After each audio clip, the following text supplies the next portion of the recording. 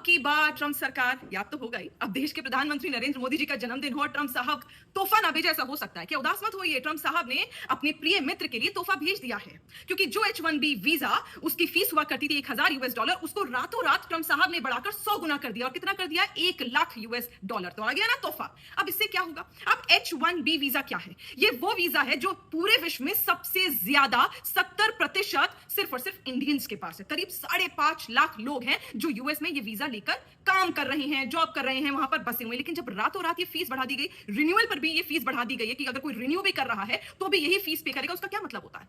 माने कितने लोगों की जॉब पर डायरेक्ट असर होगा, उनकी फैमिली पर डायरेक्ट असर होगा। ये शायद आप और हम हिंदुस्तान में बैठकर सोच भी नहीं सकते। भारत में तो 45 वर्षों में पहली दफा भारतीय जनता पार्टी की सरकार में बेरोजगारी का दर इतना बढ़ गया है कि लोगों के पास जॉब नहीं है, युवा घर बैठा डिग्रियां हाथ में लेकर उन्होंने फ्रेम करा ली है। लेकिन अब यूएस में भी जो जॉब्स मिल रही थी उनका भी बंटाधार इनकी वीक डिप्लोमेसी ने करा दिया। लेकिन टेंशन नहीं लेना भाई और बहनों, क्योंकि थाली बजाओ ताली बजाओ से जैसे ही कोरोना भगाया था वैसे नौकरियां भी वापस आई जाएंगी। आप बजाइए थाली, आप बजाइए ताली, नरेंद्र मोदी जी नौकरियां आपको घर बैठे दे देंगे। मतलब लगता तो सरकार की बातों से और कुछ लोगों की बातों से तो यही है।